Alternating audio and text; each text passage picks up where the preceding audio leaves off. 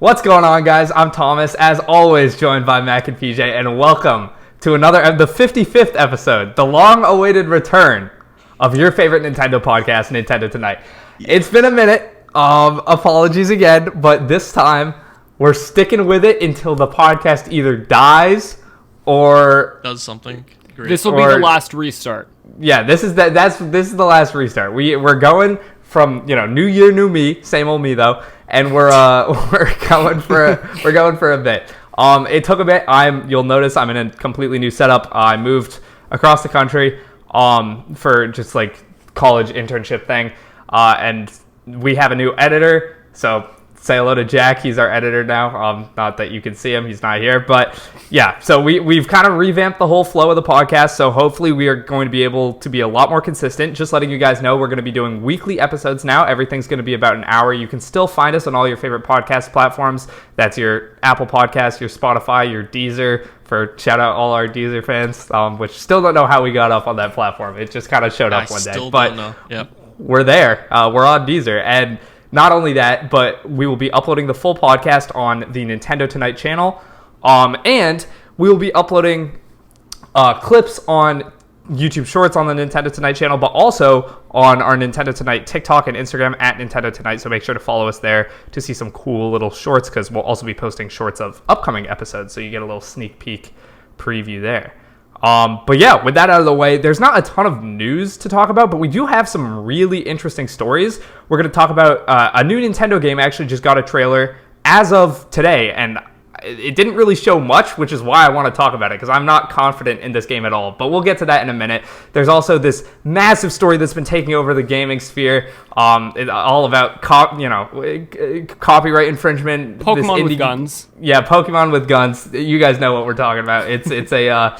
We'll get into that, our very nuanced discussion as three people who have not played the game. No, I'm kidding. But we'll get into what that means. I really want to, though. Yeah, it does look kind of fun, but we'll get into what that means for Pokemon, because that's what you're here for. A couple interesting news stories all about the Nintendo Switch. And more importantly, we're talking about the Switch 2 today, fellas. We got some big Switch 2 discussion coming up. There's a lot we can talk about, and that's kind of just because there's a lot we don't know. So I kind of I took the liberty of setting up a bunch of bullet points that we'll run through, because I just want to get everyone's thoughts on like what the dream scenario is, and then also more importantly, what we think Nintendo's going to do. Because I think we kind of all know what our dream scenarios are. It's like a million Mario games. There's this, there's that, online play, 4K. Pokemon is good again, for PJ at least. Like we have our own dream scenarios, but that's not what's going to happen. So there's a lot we want to talk about. But before we jump into that, boys, how we doing? How we feeling to be back on the pod? Feels weird. I kind of forgot how to do this. Like, same. Showing up. It's like been, I remember, yeah. But before we joined, I was putting my lights up, and I'm like, damn, I hated doing that. And it's still, my lighting's the worst as always. But if you're an audio listener, it's great. You don't have to look even at matter. It doesn't even matter. Doesn't even matter. All our audio losers, thank you. Losers is crazy. That's a audio losers. Yeah, that's a throwback. But no, I'm happy to be back. It's always a good time on here. Yeah. Very true. Yeah, I'm with Mac. It was weird. I was like, whoa, we're going into the Nintendo Tonight server. This is spooky. It's kind of dusty. It's been a ghost town. Yeah, it was kind of dusty in there. I had to do some quick cleaning up and all that. Yeah, it was interesting. But yeah, we're back. We're back now. Yeah. We are so back. We are so back. We were not back, but now we're so back. That's what I said to Mac as soon as he joined. I was like, dude, we're so back. We're so back. Yep. And if you want to help us in our backness, in us being back, tweet at us at Nintendo Tonight. Leave comments on the YouTube, whatever. Mac, don't give me that look. We were just gonna brush over that. Backness. Our so backness. Any sort of like feedback you guys have on what you want to see on the pod. Any sort of like engagement you guys can do, whether it's giving us actual feedback, whatever, just like funny stuff you liked, or liking, sharing the pod. It really does mean a lot, because the podcast has never been that big, and especially now that we're coming back from a very long break, none of the algorithms like that. So we're just trying to pick things up again, back to where we were, back at our former glory, I guess, if you can call it that. But we're here, we're ready. Let's talk some Nintendo Switch 2, boys. Do it. There's so like it's such an interesting time to be discussing Switch 2 because we're at the point where we know it exists. Like we don't actually, but like we know it exists. There are enough rumors to say it exists. But also, all the rumors are like somehow conflicting. Maybe it's as powerful as a PS5. Maybe it's as powerful as a base PS4. We don't know. Maybe it has 4K ray tracing. How much is it going to cost? Is it even going to be called the Switch 2? What's going to be on it? Like, is it even coming out this year? I think we all believe it is. But what is going on? Like, I don't think I've heard, like, we've heard rumors for like a Switch Pro in the past, and different games like Mario Odyssey 2 that we 100% expected to come within the Switch's lifespan. And we'll talk through these things, and it'll be like, oh, it has to happen. But before we go into like what we think the Switch 2 will be like, imagine if it just doesn't exist. Imagine if we have the Switch for another 3 years. They said at one point they wanted the Switch to last 10 years. Like, there's a chance that we don't get a Switch sequel this year, next year. Who knows? Like, I've been burned before, and I think I've kind of cocooned myself into thinking like, like maybe this isn't the year, but I would love it to be. I hear you, but this is the time. I think it's the time. I hear you though. It's always been the time. Yeah. Every single year we're like, oh, it's Switch Pro season, baby. 3D Mario's coming. Yeah. Well, I mean, nothing. I mean, we heard the thing where apparently like devs were given like Switch 2 like test kits or whatever at Gamescom. Yeah. So I would like to think that was that the dailymail.com? who was this? What's the source? Yeah, the sources have been. I don't know. If it's not Pyoro, I don't believe it. Based. All right. We'll see. I mean, I feel like it has to be this year, Max. True. We could put a little wager on this, but I know you don't want to wager. I want that it's not coming out this year. I know what. I'd be fine with it because either way I win. Either way, true. either I get the Switch 2 exactly, or I lose the bet. So Yeah, that's a good point. That's a good point. But yeah, no, there's so much to talk about. We have a bunch of stuff listed off here. So if we want to move on, there are 3 different types of Nintendo exclusives that I think we need to talk about. 3 kind of pillars of Nintendo's game strategy. And the first one here, the most important one, it's actually probably not. Probably the second one is Nintendo's most important. But the first one here is their big single-player game. So I'm thinking, like, within the Switch's first year, what big single-player games do you think we, like, in order for the Switch 2 to, be very successful, what do you think we have to have? There's a couple obvious answers here and a couple, like, questionable, like more sneaky answers. So I'm curious to hear your guys' thoughts before I jump into mine. Well, looking back at 2017, the original Switch, the main 2 were obviously Breath of the Wild and Super Mario Odyssey. So, yeah, of course, the obvious answer I think is a 3D Mario. But there's also like announced games that haven't been shown off or have a release date, like Metroid Prime 4 we could see, That was what came to mind immediately. Yeah. Yeah. But, yeah, I don't know. Yeah. Anything to add there, PJ? No, I was literally going to say Odyssey 2 and Prime 4 as well, because obviously we haven't heard about Prime 4 in a fat minute, and it's pretty obvious that it's just getting pushed to the next console. So I feel like it's one of the first Switch 2 presentations. I would expect to hear something about it, but if I don't, then I'm going to start to be a little concerned. But whether it's Odyssey 2 or just a new 3D Mario, I mean, we don't really know what direction they're going in. I think those are kind of a locked 2 picks for me, at least. Yeah, those are definitely the 2 that come to mind for me. I mean, it kind of works because a new 3D Mario is all but a given if you just look at like timeline wise. Yeah. Just solely, like, we have not gotten one since 2017, and unless you count Bowser's Fury, but that's like a half, it's still not even like half. 3 years ago at this point. Yeah, like this is Which we're is entering crazy. Yeah. Yeah, no, we're entering one of the biggest like gaps. Like, if you don't count Bowser's Fury, I think this might be the biggest gap between 3D Mario since Super Mario 64. And even if you do count Bowser's Fury, like, we're in a longer gap now. It's weird to think about, but 3D Worlds came out in 2013 and Odyssey came out in 2017. That was a 4-year gap. We're approaching the 3rd year anniversary of Bowser's Fury. Like, if we don't get a 3D Mario this year, it will have been the same amount of time between Bowser's Fury and the next 3D Mario as 3D World and Odyssey. Like, that doesn't even compute in my mind. Mm-hmm. But I guess it kind of makes sense because the Wii U, started and ended so quick. But Very interesting. Very weird to think about. I think the main thing to think about here is not only will we, like, 3D Mario is kind of a given just because Mario has that selling power, but Zelda, we're clearly not getting a new Zelda unless it's some sort of 2D adventure. But I don't think they position a big 2D Zelda as like a system seller within the first year. I think then Metroid Prime 4 kind of has to be that game that takes that more like adult role that Breath of the Wild filled in. Like, I really can't think of anything else. The only thing that comes to mind is maybe a Star Fox.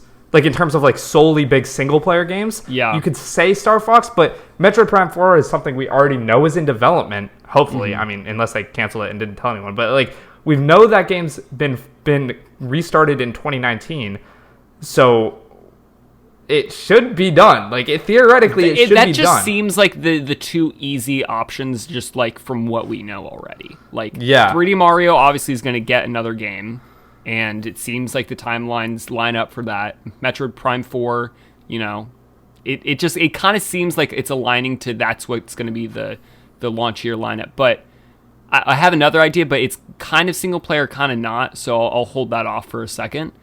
All right. But, yeah, if you want to continue, Thomas. Yeah, I just think, like, logistically, if you think about it, the reason we haven't seen anything from Metroid Prime 4 could very well be it's going to be Nintendo's first big, not cross-gen, not, you know, backwards compatible with Switch 1. It's going to be Nintendo's first big Switch 2 exclusive. That has to be on the Switch 2 because it's such a big game with, like, a realistic art style and all these particle effects and big open areas and planets you can fly to and, you know, great graphics and all that. Like, there's really no reason for us to have not seen at least like a teaser trailer of Metroid Prime 4. If it restarted development in January 2019, we're now 5 years after that. The fact we don't even have a teaser trailer makes me think that they're just waiting. And the only reason in my mind they would be waiting is if they can't show it off yet because it would leak the new console. Mm-hmm. Like that's just the logic that my brain jumps to. But maybe that's wishful thinking. We don't really know. Yeah. Are there any other like single player games that I think could fill up that spot? Like I think those are like two like massive games, but are there any like smaller single player games that could be like taking up the spot?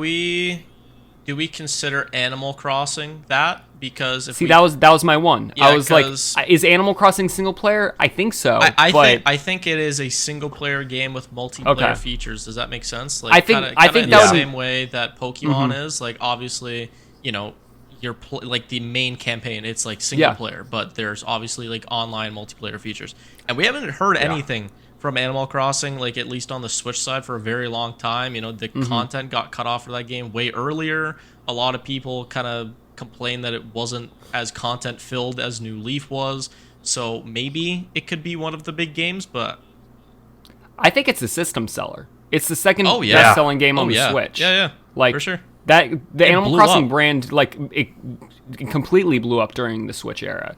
Like I think they could. I think that may honestly be a reason they stopped supporting New Horizons as quickly as they did, because they're like, let's just pump out another one for the new console. That would make sense to me.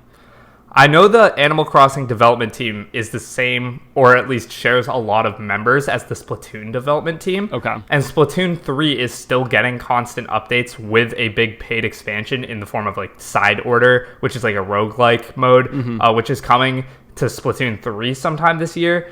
But to be fair, Animal Crossing New Horizons came out in 2020, and Splatoon 2 came out in 2017 and got content updates up until I think 2019. So they very well could be working. And the Splatoon content updates haven't been anything major. No offense, Splatoon fans. It's mainly one or two new weapons, one or two new maps, and then a bunch of like either remastered maps or old weapons in like new kits. That's what they've been doing. So there is merit to the fact that Animal Crossing could be within the first maybe year and a half of this new console, and that is a big system seller. Like just objectively, like everyone was on the Animal Crossing train during COVID, so there is merit to that. I didn't really think about that coming out so soon, but it is more than possible. It is more than possible to get one of those relatively quick. Yeah. I have one more single player. If we want to talk about it. What about Donkey Kong Country? It's been a while since Tropical Freeze. Like, I think DKC is going to be the first big 2D platformer on Switch 2. I think so. Just because Wonder, like, we're not getting a new 2D Mario in a minute. Wario Land is dead. What else? Like even if you consider 2D Metroid a 2D platformer, that just came out. Yeah, we just got Dread. If we get a remake of maybe Fusion or something, like kind of in the style of Samus Returns, also by Mercury Steam, I feel like DKC will be. I feel like it's up next. Yeah, and they've been pushing Donkey Kong, man. We're getting the Donkey Kong. They just announced the whole Donkey Kong expansion to Mario. What's it? Super Nintendo World, Japan. Yeah. They announced a whole Donkey Kong expansion, a railroad ride and everything. There's been many a rumor about a Donkey Kong spin-off movie or TV show based on the Mario movie. He was obviously a huge character in that. I could see it. I hate getting my hopes up because I've done it every year for a new 2D Donkey Kong game because I love it so much, but it's more than possible. It is. I think it will be the Switch 2's first big 2D platformer. Mm-hmm. Agreed. It's gonna be interesting to see, like, hypothetically, if the Switch 2 does come out this year, how they'll when they'll release the games. Because if it comes out this year, it's gonna come out late this year, and then we'll probably only have like 1 or 2 games like this year. So what will those 2 games be? I don't know. It will be interesting. I feel like there's another here. I'll just spoiler alert. We're gonna eventually talk about when we think it's coming out, so we don't need to dive too much into this now. But it is interesting because I wonder how big the launch is gonna be. Because it's weird whenever you have these like cross-generation launches. Because I don't know about you guys, but I don't think that Nintendo's gonna launch the Switch 2 and immediately stop support for Switch 1 in terms of like making new games. Like I honestly think the first couple, like there could be a couple of games that release cross-generation. That come out and you can play them on Switch 1 or Switch 2. And the Switch 1 just has so many fans. But when you launch the Switch 2, you can't launch it with those cross-generation games. Like you have to have some games that are exclusive to Switch 2 off jump. Yeah. So it's going to be interesting to see. I don't really think Nintendo's ever had to do that before. Like slot in a obviously they've had like home console handhelds, but slot in this sort of thing. Yeah, from Wii to Wii U, like if it was a game that could be played on the Wii, they just like call it a Wii game, and then you could play it on the Wii U, and then it's gonna be an interesting transition because like from the reason the Switch was so successful was because it was just something completely different from the Wii U, and they're not gonna completely pivot off the Switch, so it'll be interesting to see how they transition for sure. Exactly. All right, perfect. If we want to move along, if you remember before, we have 3 pillars of games here. Yeah. Single player, and then arguably this one is Nintendo's bread and butter. This is their most important. This is local multiplayer. This is your Mario Karts, your Smash Bros, your games that obviously you can play them single player, but I think we all know they're intended to be multiplayer games. Yeah. I really think that this is kind of the bread and butter, not just of Nintendo, but of the Switch in general. Mario Kart 8 Deluxe is the best-selling game for a reason. Like it's just so easy to do that split Joy-Con play. Yeah. I know we could probably fill an entire podcast talking about when the next Mario Kart's going to come, but what do you guys think is going to be like the first few major local multiplayer games where like all the shots in the trailer are of people playing together, that sort of thing?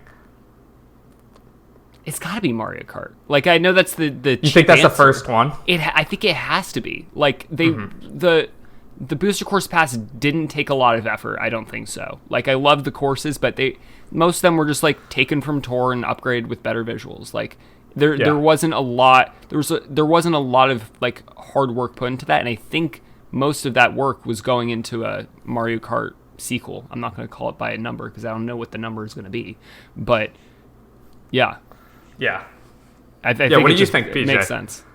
What do you think? I'm curious if the former Smash Bros. Expert has it, or not former. Not to say you lost your Smash Bros. Expertise, but the former Smash Bros. Content creator has any. No, I hear you. I mean, like I was more actually thinking it's gonna be a new Smash game, to be honest, because I mean Mario Kart 8 Deluxe. My perspective on Mario Kart ever since like the Booster Course Pass, like we now have like 96 courses in Deluxe. Like, are they really just going to immediately go to the next game? Like I don't know. I know that Mario Kart 8 Deluxe is the best-selling Switch game and everything, and obviously at some point you want to have a Switch 2 exclusive Mario Kart because again, it's the highest-selling game on the first Switch. But just in terms of like timing, I would feel like Smash would probably come before Mario Kart. Weirdly enough, I don't know if that would like make sense for Nintendo. I don't know if they've even ever done that before, but my thought process behind that is just they just put so much content into 8 Deluxe. I would be shocked if they're just gonna jump to a new game, but I mean, who knows, right? I think the last time they did that, correct me if I'm wrong, was it GameCube? Because I know Melee came out like just a couple months after the GameCube, or like 9 months after the GameCube, I think. It was pretty like, it was close to launch, I believe. Yeah. And I don't know, I wasn't following Nintendo during the GameCube launch because I was like just born, I think. But I don't know. Let me look this up. Double Dash launch date. November 7th, 2003, and Smash Melee launch date. Yeah, November 21st, 2000. Yeah, 2001 in Japan, and yeah. So, like, it's kind of funny. The last time they did that was on the GameCube, and then we have what is widely considered to be the best Smash Bros. Game. Although there's so many other factors that went into that, but I guess it is possible for them to go for Smash Bros. Before Mario Kart. It's an interesting. The only thing that like keeps me from thinking that like the new Smash is going to come out relatively soon is that I feel like Ultimate was just like it was the culmination of like all the Smash games that came before it, and like what direction are they going to take this series? But same thing with Mario Kart though, man. Like 96 courses. You have what, 96 characters? How many characters are in Ultimate? Yeah, I think it's in the high 80 90s something or 80 something. Yeah. 90s. It's somewhere there. Depends if you count echoes, I think, or whatever. But yeah, it's a good point. But I feel like with Mario Kart, you can always just make you can make different tracks, and it'll feel like a different game. With Smash, it's the same fighting mechanics every single game. They would basically need to like overhaul all the characters' like move sets to make the game feel any different. You know? Well, yeah, what if they kind of do that most of the time? Like they changed the look of Link, which was controversial in and of itself. Like they changed like the main look for Link to Breath of the Wild Link. Yeah, but that's all visual. Like I'm talking moves. No, but like his moveset too. Moveset still, like Link got the Breath of the Wild bomb. From the Sheikah Slay. It's been so long. But like there's always moveset changes coming to like the new Smash games with like the older characters and stuff like that. I don't think that there's going to be as many characters this time. I don't think everybody is going to return. I think there's definitely going to be cuts and everything.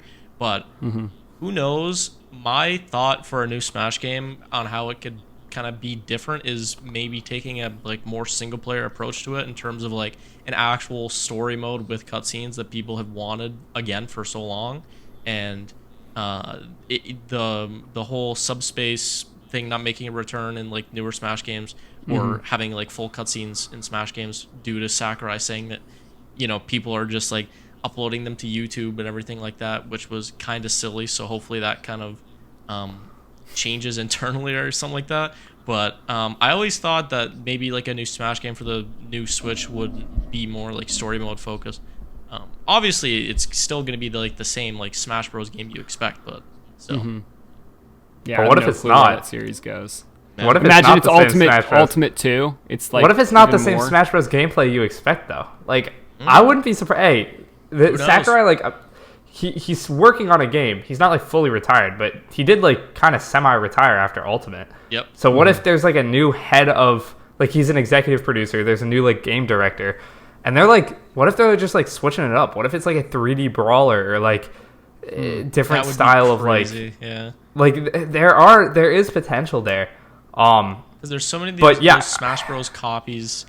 I should say quote unquote copies that like Warner Brothers and companies like that are trying to replicate and kind of like put their foot into that side of things and just seeing how it does and everything. But yeah, I mean, changing Smash Bros, like the core gameplay of it, that would be crazy. That would be insane. I would interested to see what the reception from fans would be. Moving on from Smash, like local multiplayer, I think you're right, Thomas, is Nintendo's bread and butter. But when I think about it, the only two that really like come to mind is like the big like selling point, like system seller games, are Smash and Mario Kart. What are some other like local So, multiplayer What about games? Mario Party? I was about to say, you got Yeah. Mario Party, and then like Wii Sports, Wii Play, like all those games were system sellers. They just aren't necessarily a series we would see going forward. And I don't even want to talk about Mario Sports games here because we're just going to get our hopes up for what will inevitably not be a good game. But Mario Party, I think, is another one of those. That is a system seller. Like, families will buy consoles for Mario Party. And I made a whole video about what Mario games we could get this year. I think we will get a Mario Party game within the first year of the Switch 2. Yeah. I think we could possibly even get it before Mario Kart 8 or Mario Kart 9 or whatever. Because if you think about it, we launch with a new 3D Mario. That's probably going to be like big open world and therefore relatively single player. It won't have like the multiplayer of 3D World or something like that. Then instead of like how the Switch 1 did, where you get Mario Kart a month and a half after launch, we could get a new Mario Party, and that kind of fills in the casual void, like when you take the Switch over to a friend's house and want a new game to play. That kind of fills in that, and then we wait maybe 6, 8, 12 months for Mario Kart, or the new Mario Kart that we're all waiting for. I could see that being the case. Yeah. No, I agree with that. Do you think they make like a new like multiplayer like series on this new system? Like something possible. like Yeah.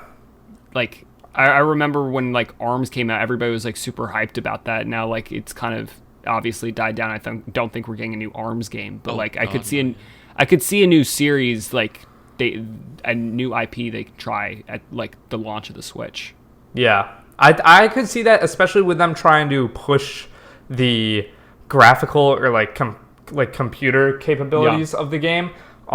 They could do some sort of like graphically intensive one, but the problem is if we're talking like local it's going to be hard for them to make a tech demo, like, or not a tech demo, but like something that kind of shows off the functionality of the Switch 2, which we assume is just going to be better graphics, is going to be like the main upgrade.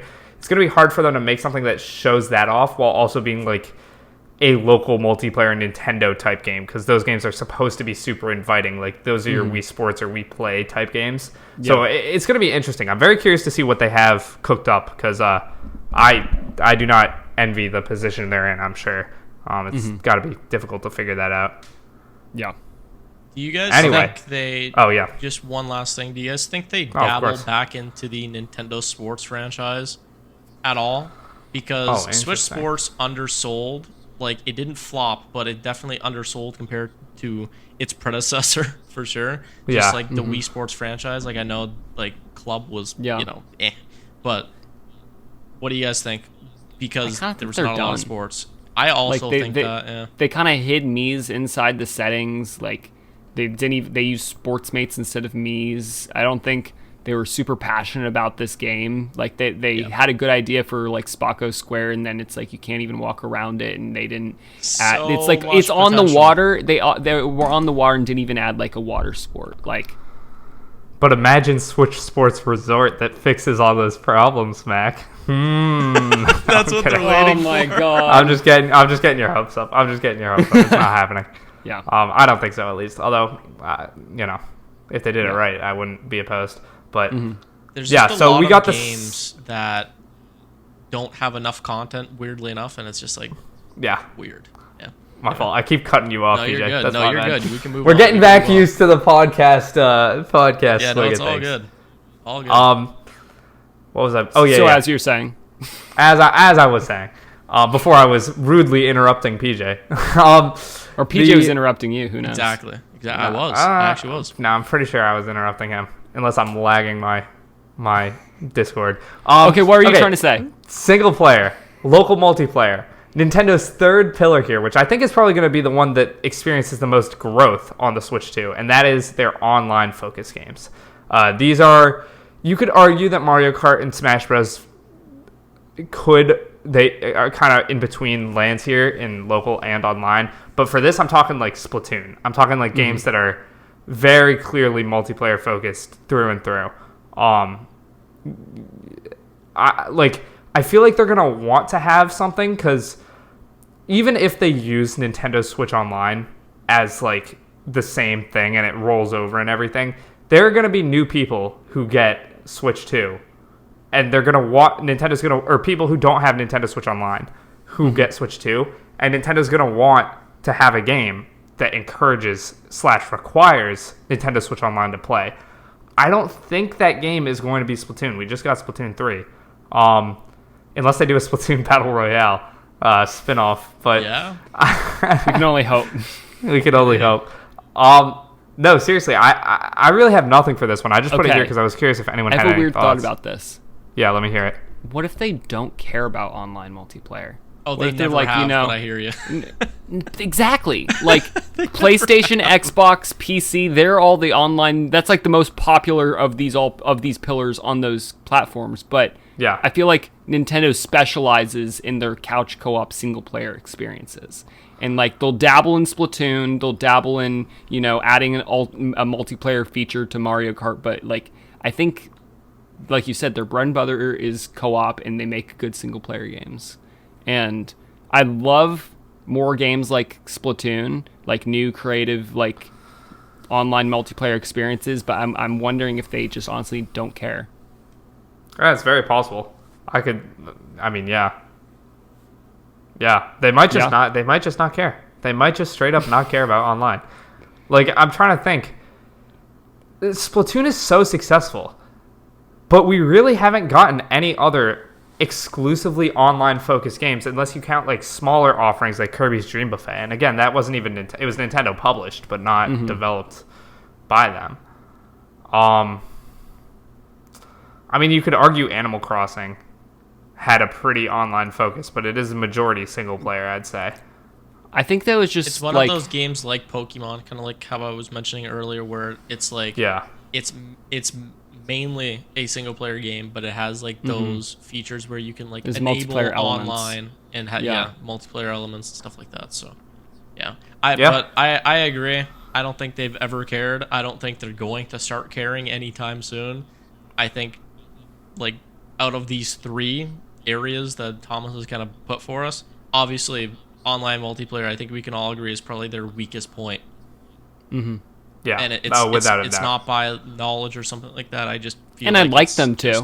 Like in my recent 3D Mario video, I came up with an online 3D Mario. Like I think that would be a very interesting idea, but I don't think they do it because I just don't expect it. It's been single player / local multiplayer Mario for so long, or kind of just like that style. I know 3D World had online, but But when do we think we're getting Splatoon 4? Yeah, that's a really good question. I almost feel like Splatoon 3, we're going to be chilling with that for a while, because I even felt that Splatoon 3 onto the original Switch was a little premature, in my opinion. Yeah. I was always like, what? Why are they doing this now? Like, I don't know. Yeah. What about I feel like 2028? I think I could see that. Yeah. Four a solid years. 3 or 4 years into the Switch 2's life cycle, because 2017 was Splatoon 2, 2022 or 2020, 2022 was Splatoon 3. Yep.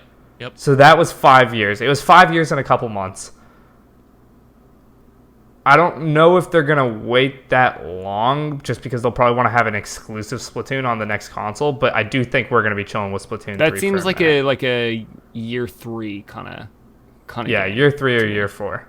Yeah, I would agree. Yeah, that it can kind of fill in like the Animal Crossing New Horizons role of like the big game that's gonna sell a lot of units that rejuvenates the console after after a good 3-4 years. Awesome. Good. All right, so we all agree on that. Next up, we have 3 third-party multiplayer. I don't even know if all these games are multiplayer, but 3 third-party games that I want to talk about. Not necessarily for what the games are, but more what they represent. And I want to get your thoughts on how likely you guys think these games would be to come to Switch 2, because we know it's going to be more powerful. So I'm just curious. Starting with Madden. We have a Madden 24 Deluxe Edition picture of Josh Allen, who choked, by the way. Terrible team, Buffalo Bills. Sorry, all sports fans, but no sports talk on the podcast, I remember. But wide right, yep, so suck it. But okay, so we have Josh Allen choke artist on Madden 24. Just kidding. He didn't even. Well, I don't know. Madden 24. This kind of represents not just Madden as like a yearly franchise, but also FIFA, or what is now like FC, or EA FC. Sports FC, yeah. Yeah, like 2K, which is already kind of on the Switch, but it's a somewhat toned down version. FIFA is on the Switch, but a very toned down version, as in it's the legacy version, which does not upgrade the game at all. It just is a roster pack, which could have been a free update sold at $60 every year. Like these are like your sports games that are like, they come out every year, and people who play a lot of games and are kind of in like I know a lot of Nintendo fans listening to this are probably have like a, not vendetta, but like you look down on these games. I know a lot of our viewers probably do, but A, they can be fun, and B, they bring in so many more people. FIFA is continuously one of the top selling games of all time, and that doesn't even include all the microtransactions. EA makes so much money from FIFA or FC, it's ridiculous. These games are system sellers. My dad bought an Xbox 360 for 3 games. That was Call of Duty every year, the new Madden, and the new NCAA football. Those are the only games he ever played on them, and he still has an Xbox Series X to this day and buys the new Madden and the new Call of Duty every single year. I think if they bring Madden, or NCAA football is coming back this year, that'll bring a whole new wave of people to the Switch, because that's really the only thing besides like the big like shooters that the Switch doesn't have. Like I think the Switch 2 could run these games like easily. Yeah, it should be able to at least. And Nintendo's a casual gamer console. Like these are casual games, so I think this would be huge for the Switch. Completely agree. PJ, your thoughts? No, I'm completely with him as well. Totally. Perfect. Yeah. So, Mac, you kind of even alluded to this, teased it a little bit, but our next game is Call of Duty, which represents kind of all of the big shooters. Like, this is your Battlefield. This is your Call of Duty. This is your, I would say Star Wars Battlefront, but I don't know if we're ever getting a new one of those. Like, these are your big, super high budget multiplayer shooters, single player campaign, normally an afterthought. Probably they all have battle passes at this point, but like these are the games I'm talking about. Like you could even throw in Warzone into here. Like I know it's free to play and that, but like this is another huge, massive draw for people who play video games. And being able to play the new Call of Duty crossplay with your friends on PS4 and Xbox and PC on the Switch, which is a console that objectively works better for a lot of people. A lot of people just don't live the lifestyle, whether it's, they're out and about traveling all the time because of work, or, constantly between like 2 different houses. Like for a lot of people, just getting a console is not like, it's not something they've ever even considered, just not because they don't enjoy playing games, but just because it's not practical. The Switch solved that issue for so many people, and that's why it's so successful.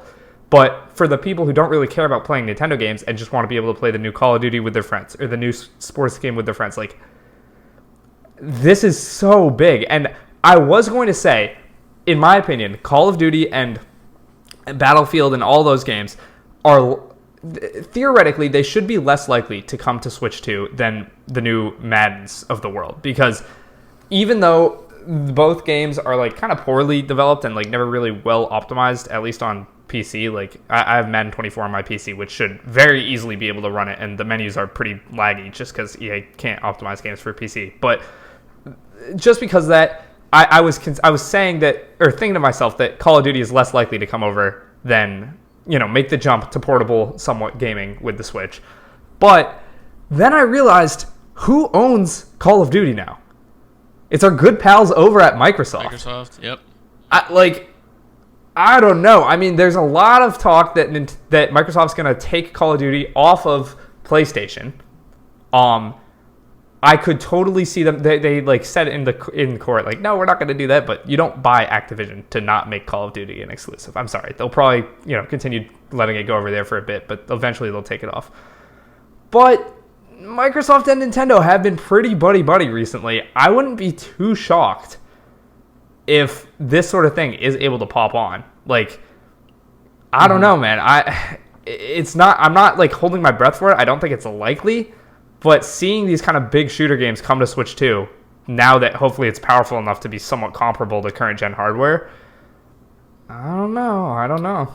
Yeah, I definitely don't think it's going to be a hardware issue anymore. I think the Switch 2 will be able to run.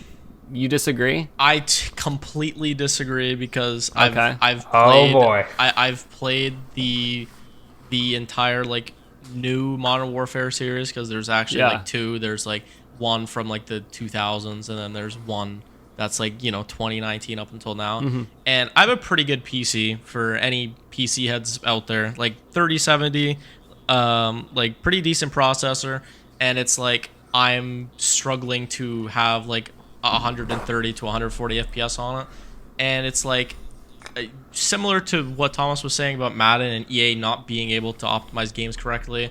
Like Activision and like all of the teams that are just working on COD constantly every single year, the optimization is just horrible. Like, you have these YouTube videos that are put out by these creators that are literally pre-making configs so that the game can optimize like the correct CPU cores that it needs to in order to actually have your game balanced, and for it to be like solid FPS. Like the graphics just turn so poly-like and just like smooth textures and everything like this. It just does not look good whatsoever on PC, and you need like a $3,500 supercomputer with like the best processor and graphics card to be able to like run the game smoothly. So back to, could it come to Switch?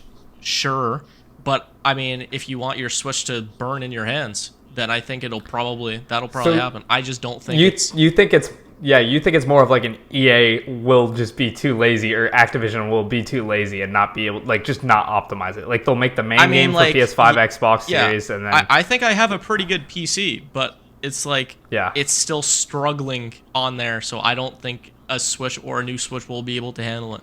Like, we know, or not that we know, but we kind of assume that the Switch isn't going to be 4K. I mean, we know that it's going to be utilizing NVIDIA's like DLSS function, which kind of helps with like the FPS. Do we now? And sure, we assume, Mac. We assume that it's going to use the DLSS. You know what happens when you assume, PJ? It makes an ass out of you and me. Yep. Oh, I know. I've heard. You've told me that many times. Anyway, but yeah, I just don't think so. I think there's no way that at least the game that's on the screen right now, MW3, no way it comes to the new Switch whatsoever. All right, I believe it. I mean, you have more experience. Yeah, you have more experience than I do, I think. I just think it would be, if they could figure it out, I think it would be huge. But yeah, let's move on to the third game. It's one we've already talked about, baby. Palworld. Now, I'm not talking about just Palworld. Okay, I put this here as kind of the because it's the current flavor of the week video game. No disrespect to Palworld, it will fall off probably within a month or so. Yep. I think it's important for the next Switch. It's important for it to be able to run sports games. It's important for it to be able to run shooter games, because those are like the big, casual games. But I also think it's important to be able to run whatever the like new hotness is, whatever that new that has everyone talking about. Like, here's some examples. Palworld. There's this game called The Finals, which is super fun that you can play on PS5, Xbox Series, and on PC. Obviously not on Switch. It's just not powerful enough. Even games that aren't super intensive, like, remember Fall Guys came out. It was a PlayStation exclusive, I think, because it was on PS Plus or whatever. Kind of like how Palworld is on Game Pass, actually. But PS Plus, and then it was on PC, obviously. And it took them like, the Switch version of Fall Guys, no offense to Fall Guys, I don't think it came out until that game was already, like, at 90 to 95% decrease from what it was at its peak. And that's just not great for Switch owners. I mean, like, it takes them a while. Like, it takes studios a while to optimize games for Switch. You have to basically build the game ground up with completely different, textures, and just rework the entire, like, back end of the game to make it able to run on this 7-8-year-old tablet now using a chipset from like 2015. So whatever the new console is, in my opinion, it really should be able to allow developers who aren't like huge developers but just happen to be working on the game that will be the next game of the month type thing that breaks all sorts of records and everyone's talking about it and everyone's streaming and all that. Those games should be able to launch, in my opinion, day and date on Switch 2. Will that happen? Probably not, but that seems like a good path forward for Nintendo. Obviously, it didn't really hurt the Switch, but if we're just talking about like now Nintendo's trying to go with a more powerful console, like how they could improve upon the Switch, this seems like a pretty important way. I agree, because I remember when Fall Guys was kind of first announced for the Switch. I forget. God, I get like the years kind of mixed up, but I think Mac was like on Switch Stop at the time. It was 2020. No, this is before I joined. Do you want me to tell you how desperate I was to play Fall Guys? I was going to college and I wasn't able to bring my PC. I've heard this story. I downloaded Windows on my MacBook and played keyboard Fall Guys. Every single night. Yeah, that's how desperate I was. So if it was on the Switch, I wouldn't have my MacBook turned into like a vacuum cleaner, but yeah, it ran.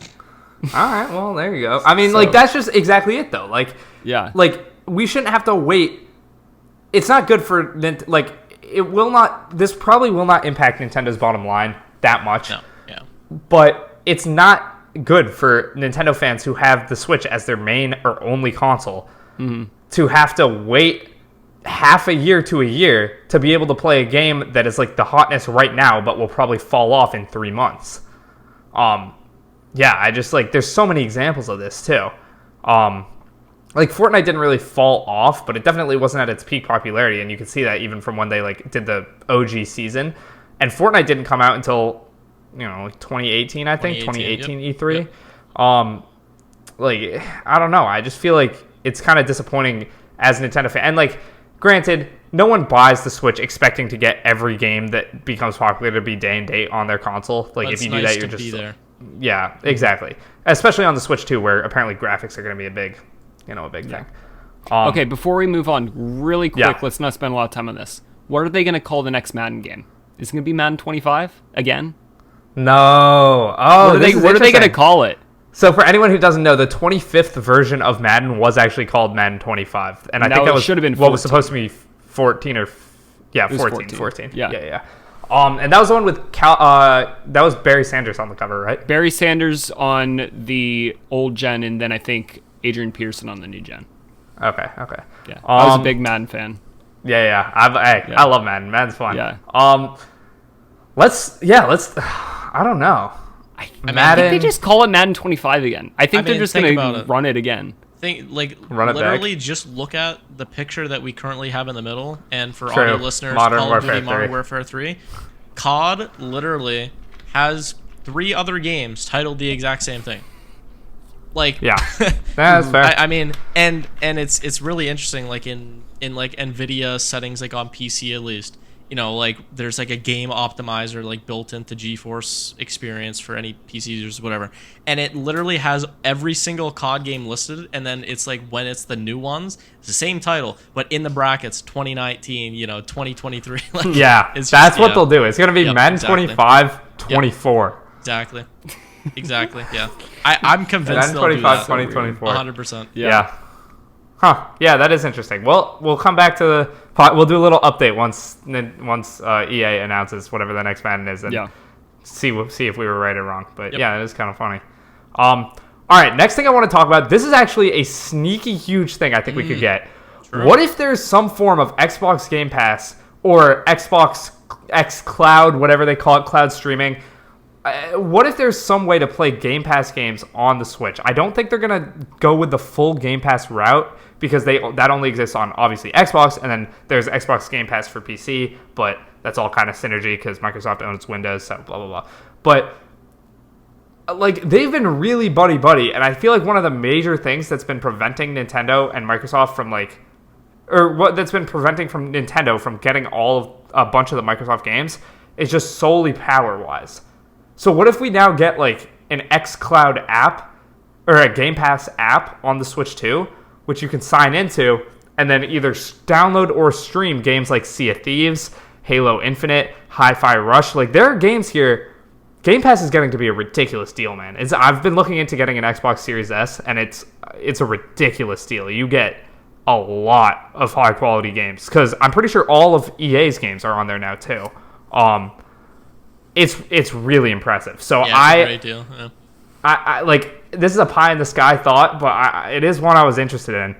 Do you think there's any way we get some form of Xbox game streaming, Xbox Game Pass on Switch, or is this just a complete fantasy type thing? It's a great point. I see no world this happens. I think there's a way that like maybe some of these games come to the Switch through the eShop, and they're just selling the games, but through Game Pass. I think that's very unlikely. I think the reason it's on PC is because Microsoft owns Windows. So, but besides that, like I don't really see a possibility of this happening. But I love it. That's fair. I would love to see it for sure. It would be interesting on how like logistically it would work out. Mm-hmm. But I'm kind of with Mac, kind of leaning towards probably not, because it's just like that kind of section of games isn't really Nintendo's like go-to. But I've got an idea though. I've got an idea. Sure. What if Nintendo starts their own Game Pass thing, where like all of their Nintendo exclusives, like what if there's like a Nintendo Switch Online third tier where it's like you can play all these games through subscription or whatever? I don't think they do that, because I think the expansion pass was egregious enough. Like I don't know. I feel like everything else should just be put there from now on. If they're gonna do it to us, just like have that. Please don't do a more expensive tier. I would dislike that personally. I just think Nintendo knows that people buy their games kind of like the hardcore Nintendo fans are the only people who would be in the market for a Nintendo subscription, and their hardcore fans buy the games anyway. Like, kind of regardless. Like, obviously some games sell better than others, but every big quote unquote Nintendo game that would be on here is already kind of selling 2+ million copies, and I don't think they'd be able to get 2+ million people to sign up to a service like this, because it would have to be the price of maybe $60 a month more. Yeah, like maybe $60-$70 a month even, just for it to make any financial sense to them. So I don't think they do, but it is an interesting idea, because it does seem to be the way the industry is moving towards. But I don't really see it for Nintendo. I just think the interesting thing with Xbox is just like all their eggs are in the Game Pass basket. That's what they're pushing as like how they're going to become a legitimate player in the space. Not that they're not right now, but like they have been beaten by Nintendo and PlayStation consistently for the past couple of decades. Like, Game Pass is kind of their Hail Mary. Is that just because of Japan? Because I feel like growing up, it was always like everybody had an Xbox. Or was that just like me? I mean, I feel like I was 50-50. Yeah, everyone, Xbox like, it was kind half of. and half. I feel like Xbox kind of won like the 360 generation, but past that they've just kind of lost. Like, that's my view. I don't have any numbers to support that claim. Well, so but I just felt that way. I don't know. Yeah, the interesting thing is they won the 360 off rip. They won the 360 generation very handedly. Not counting the Wii, because the Wii was like a massive success right away. But when the PlayStation 3 and Xbox 360 launched, the 360 was doing a lot better, but the PlayStation 3 ended up beating it in terms of total unit sales. Okay. So it was like a comeback if you're viewing it like that. Like Xbox started off really strong and then kind of like plateaued a little bit. So it's kind of like 28 and then PlayStation was just very strong. Yeah, 28-3 Falcons. Didn't that PS3 hack happen very soon into the PS3's launch, or was that kind of like middle? Because I feel like that kind of chalked it a little bit. Because you guys remember like that big PSN hack, right? Where it was down for like a month or whatever, and that was like really that big. Makes sense.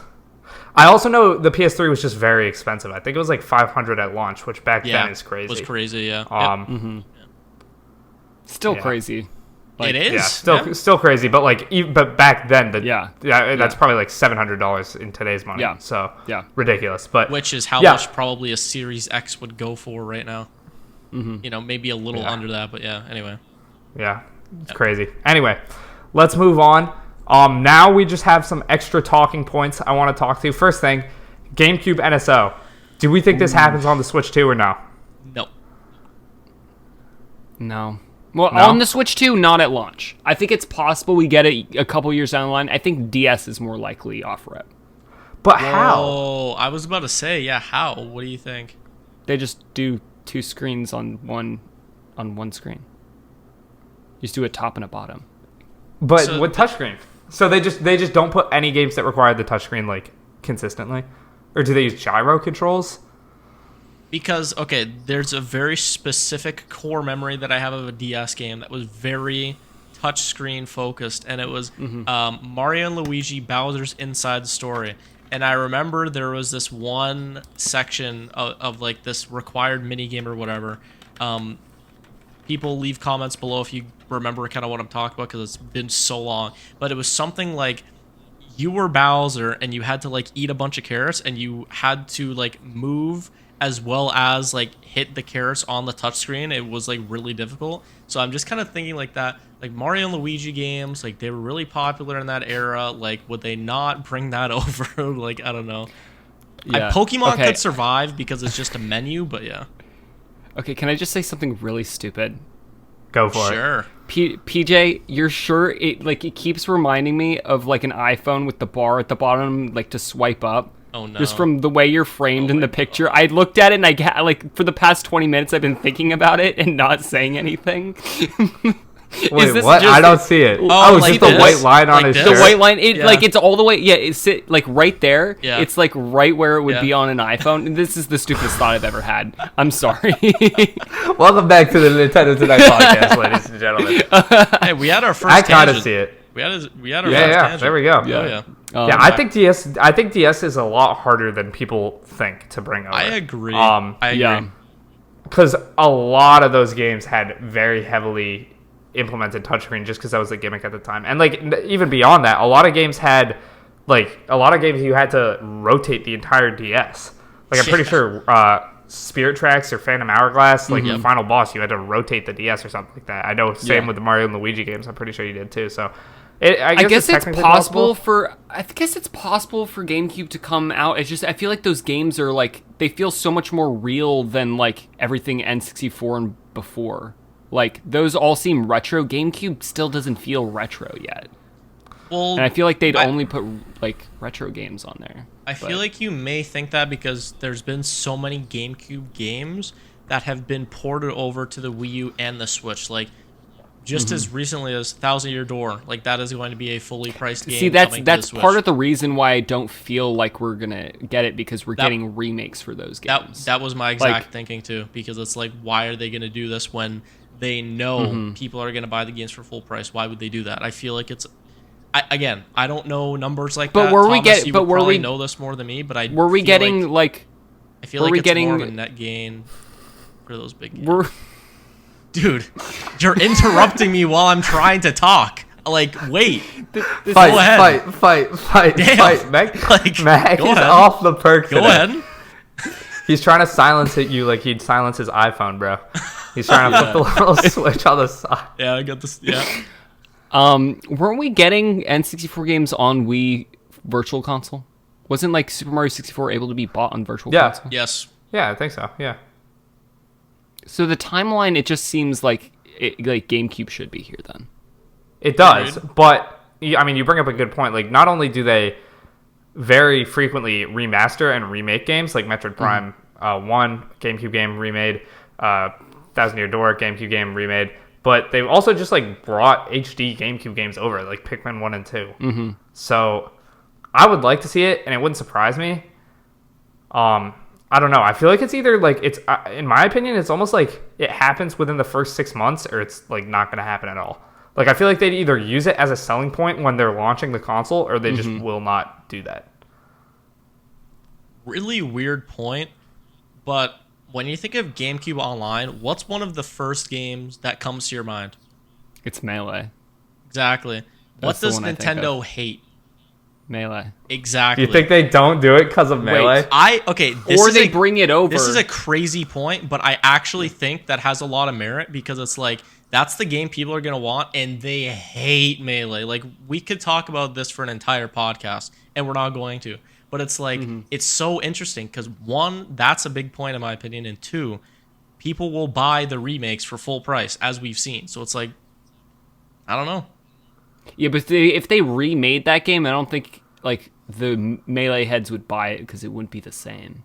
They want to play their Melee. Remade in what way? Like, what do you mean by that? Like, if they make it from the, if they make a ground up Melee, they're not. The Melee people play that game for the bugs. Exactly, like that's the stuff that wasn't. That's why intended. it's played today. Exactly. Yeah. So. Yeah, I don't know.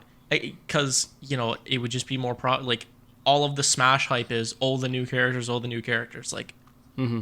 I don't know. I think the whole Melee point's interesting for NSO, but I feel like there's not a lot of games on the GameCube that like aren't playable, that are like really big name games that aren't playable in some way, at least in recent generation. Yeah, that's fair.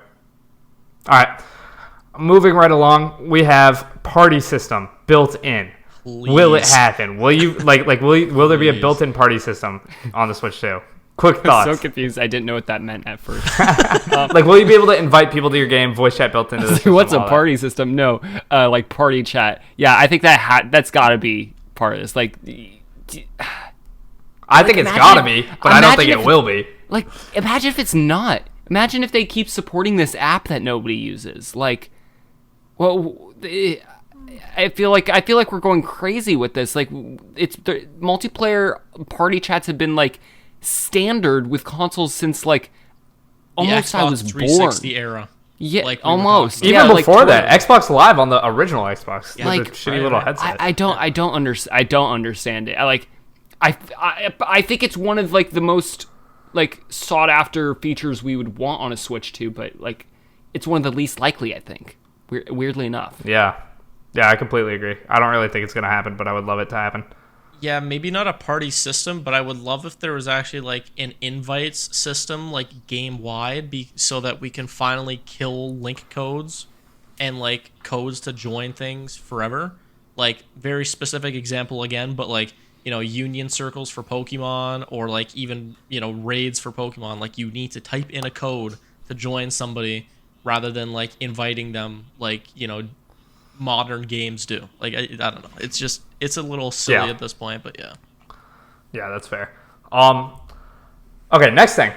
Upgraded Switch games. These are Switch 1 games that not just you can play on the Switch 2, but get like a either free or $10, update that vastly improve performance, maybe even add in some new quality of life features that weren't possible on Switch 1. Yeah.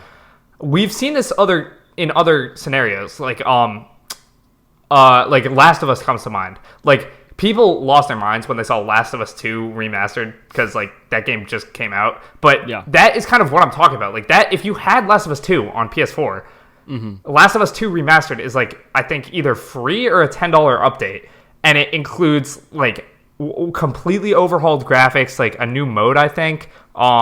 It's kind of just like a Game of the Year edition or like Definitive Edition, but on a new console, so you get the benefit of new graphics. Do you think we get that at all? Or Nintendo just says, hey, it's backwards compatible. Some games might have slightly better performance here and there, but we're not like going back in and changing anything. It's got to be either compatible, right? Either Breath of the Wild or Tears of the Kingdom. I was gonna say Tears of the Kingdom, yeah, because we've seen, like, Zelda is always that one game, like the newest 3D Zelda is always that one game that is either released again on the new console or is just like, just like this example that we're saying. Like, for example, Twilight Princess, Breath of the Wild, right? Like, that's happened twice. GameCube, Wii, and then vice versa, Wii U, Switch. So, yeah, I see a scenario where they market Tears of the Kingdom as like, wow, look how great this system looks. Yep. Like, look how well it can run games. Like, I think that's a possibility. You want some crazy copium. The reason the new Pokemon games on Switch look so bad is that they're going to re-release them on Switch 2, and they're going to be beautiful 4K ray-traced masterpieces, and it's going to be like a before and after thing. That's not but cool. They, like, actually, no, here's what's going to happen. Man. They're going to fire Game Freak, and the creators of Palworld are going to create the new Pokemon game called Pokemon Gun Edition? Murder and War, or something like that. Like, that's what's going to happen. God, Pokemon Shotgun or Pokemon Sniper? What's the region going to be called, Mac? America. I was going to say that. I'm glad you did. I'm not quick enough. Oh, brother. All right. Okay, moving right along. Yeah. Classic bit. Okay, Doc, this is just one point I wanted to bring up. I've watched a lot of different YouTubers who do their like predicting Nintendo 2024 or predicting Switch Pro because, when you predict Nintendo, or not Switch Pro, but Switch 2. And when you predict when you predict Nintendo 2024, you kind of end up predicting Switch 2 and what you think it's going to be. So I just wanted to get your quick thoughts on this because I've seen a lot of people talk about it. Do you think we're going to have kind of the exact same dock as we normally have? Or will it show the screen of the Switch? That's what like a lot of people have been kind of predicting. Yeah. The dock will show the screen, and then it won't really have any practical gameplay uses, but like if you get a notification or a party invite or something like that, you'll be able to see it on the screen. The screen of the Switch will light up, and then that way, like while you're playing a game, any notifications go to that, and you'll be able to see it. Or like even if the Switch isn't on, you'll see any notifications. So what I think about the dock is that the dock's got to change because I feel like that's the biggest flaw with the original Switch is that the dock just kind of sucks. Yep. And I think like a dock that is kind of like not clear but just like it doesn't have a front. I feel like that could be used for like a clock. Like it could be a throwback to like even like the Game & Watch like 40 years ago or something where like you can get like customizable like clock themes like themes. I don't know. In this economy? I'm saying. I think it'd be pretty much. neat. I think it'd be pretty neat. Yeah. Yeah. Agreed.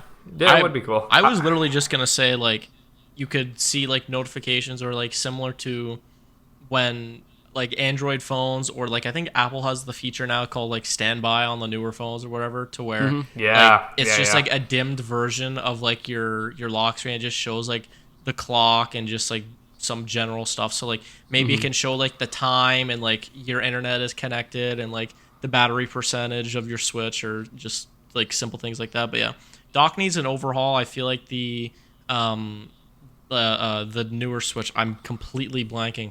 The OLED dock was like, kind of getting there, but it definitely needs to be overhauled because I use an Ethernet adapter for my Switch and it just looks like the most like 2000s thing ever. Like, why do I need an Ethernet adapter? Like, that's so silly. So the OLED dock did have that, but like totally like the OLED dock. I was, like, have a halfway 2017 there Switch. to a good yeah, dock. exactly. Yeah, no, me too. Agreed. Yeah, it's just an interesting point I wanted to bring up, and then last but not least, when I only put a 2024 calendar on here because it's coming out this year, so. Mac, don't even say anything. Don't even be a contrarian. When do you think it's happening? I'm gonna nail down and say I see it happening in 2 different months, either May or September. You think May? Do you think it's going to be announced like next week and we're going to get it in May? I think it could happen in either May or September. That's crazy. The Switch had the shortest ever announcement to release in Nintendo or almost gaming big 3 console manufacturer history. The Switch 2 is not going to need even close to that long because people already understand the gimmick of the Switch. Yep. People already understand the gimmick. So I could totally see Switch, like, initial teaser trailer in February. Maybe there's a direct early February. Initial teaser trailer towards the end of February. Big announcement showcase in end of March. And then it launches end of May, early June. Alternatively, that is like a rushed timeline, but I could see it if they wanted to get it out for the summer. I could also see it happen September, October-ish, so it has a couple months leading into the holidays. Those. I think if it comes out this year, it's one of those 2 months.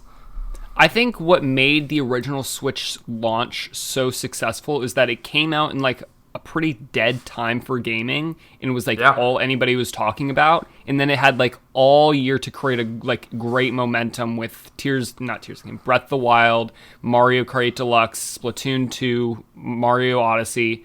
I feel if they release it, I feel like the earliest they could release this is August, in my opinion. I don't see a scenario where it comes out any earlier. That's just the way I see it. I think if they release it this year, it's going to come out in like October, November, in my opinion. I was going to say October. They may just do like a standard holiday release for it. I think, but I'm not sure that's the smart move on their part. But if we're thinking 2024, I think it comes out holiday. Yeah, maybe Yeah. maybe September actually, because that's a good point, Max. So maybe I'm gonna go with September. I'm gonna say like a mid-September kind of thing. Yeah. Okay. That makes sense. I think personally, for some, like, not even from the perspective of I want the Switch 2 to come out sooner than later because that just is better. But I just feel like it's a smarter decision for them to do it as early in the year as possible. So, like you said, Mac, they can have that like slowly rolling, into, because if they do it in like November, they have, quite a few games at launch. I would assume like 3 or 4 Switch 2 games at launch, if we're lucky. I mean, 2 or 3, realistically, and then maybe 1 at the start of December, and then what? Because it's not like they're going to be launching big games in January, February, March. So I don't know. It's just a weird time. Like, the fact that we don't know anything so far, yet we assume it's coming out this year, it's a little odd. That's why I'm leaning towards it could be a surprisingly earlier, like June. I could totally see June. Maybe a little optimistic, but like mid-June, all the kids are getting out of school. That'll be, have an entire summer's worth. Like, June is a big time for new games. I think. Yeah, I think it's definitely possible. It's just the timeline seems way too tight for me. Like, the Switch was 5 months, October to March. Like, I think they probably announce it during that early February, like usually where they have like a direct or something. So that'd give them 4 months. That's, it's not a completely new concept. It's like you said, it's a Switch sequel. So I think that's possible. I think it's possible. Yeah. I'm still leaning more, unfortunately, towards like an early 2025. But if it's coming out this year, I'd love it to come out this year. So I'm not. I think it's going to be this year, but your logic for thinking early 2025 does make sense to me. I just don't. Nintendo does not have nearly enough games that they have either announced that's the thing that even, leads even me like to think it's coming out this year. What do they have? Nothing announced. Period. Yeah. They have Paper Mario in Princess July? Peach is the only. I don't think we know the month that's coming out, but Okay. Princess Peach is the only new game we know of. Mario plus Donkey Kong is a remake. Paper Mario is a remake. Luigi's Mansion 2 HD is a remake. Metroid Prime doesn't exist. Princess Peach is the only game we've seen that is new, and not gonna front. That's a kid's game, and we'll talk about that I guess in a second because we'll move into that. But I'm not excited for that game at all. I thought it was cool that they announced a Princess Peach game, and then they've just shown more and more about it. And normally my excitement goes up with Nintendo announcements, but okay. One more thought. What if we get a direct in February, like the early February direct we've had 3 years in a row? Yeah. And it has nothing to do with Switch 2. They announced I don't think it's going to. But what if that happens? Nothing changes for me. I don't think they announce a new console in a direct. They've never done that. Yeah. They've never done that. Yeah. Switch. Didn't they literally Switch put out Lite a tweet and Switch OLED were all original. Okay. Didn't they literally put out a tweet saying see what's next for Nintendo or hashtag NX or whatever, and then they linked the thing? Yeah. And what they did and what they're gonna do again, in my opinion, is they said tomorrow tune into our YouTube channel to see what's next for Nintendo, hashtag NX, and it was a picture of Mario peeking around a curtain. Yeah. I don't think this gets announced at a direct at all. The next Switch or whatever the next console is, I think it's going to have its own trailer that gets dropped. It's not going to, because imagine they announce it during a direct, that just it just doesn't really make sense to me, because A, it overshadows all the games that they're announcing for or showing off for Switch 1.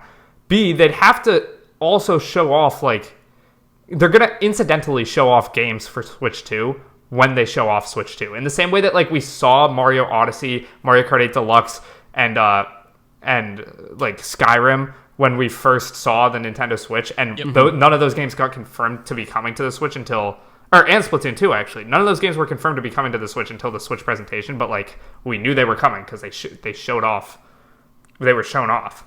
We just didn't know anything about them besides the footage that was shown. So they're gonna have to do that, and I feel like that just it's almost its own mini direct. It has enough announcements in that one trailer to where it would overshadow the rest of the direct, and it would just be they'd be bunching everything too close together. I think. Okay. I don't know. I don't see that happening, but I think just to kind of close that off, definitely 2024. We mentioned all of the games. Another notable date is Pokemon Day is in February. I believe it's the 24th. And Yep. we're expecting either a Legends game or the Gen 5 Unova remakes for Black and White to be announced, and I think that's going to be a Switch 1 game. So that's also another one. But again, it's pretty much like all remakes. I think all of the signs are kind of leading towards the Switch 2 being announced this year, just with like the slate. So I guess we'll see what happens, right? Don't forget Let's Go Johto. That's still possible. Oh, brother. Just don't. Come on, man. Come on, man. So obviously we've been going at this for well over an hour. Normally we do just an hour. Thank you for the kiss emote, Mac. But the audio listeners, Discord, I guess you can do emotes. I don't know. But he's doing it again. But we're gonna keep going. We're gonna talk about the news stories we have. Just because we missed quite a few episodes, so consider this a little bonus. We did. But yeah, extra length Nintendo Tonight, Nintendo Evening, Nintendo Midnight, whatever you want to call it. Let's jump in though. I kind of alluded to this before. Princess Peach Showtime got a trailer earlier today that showed off some more of these transformations.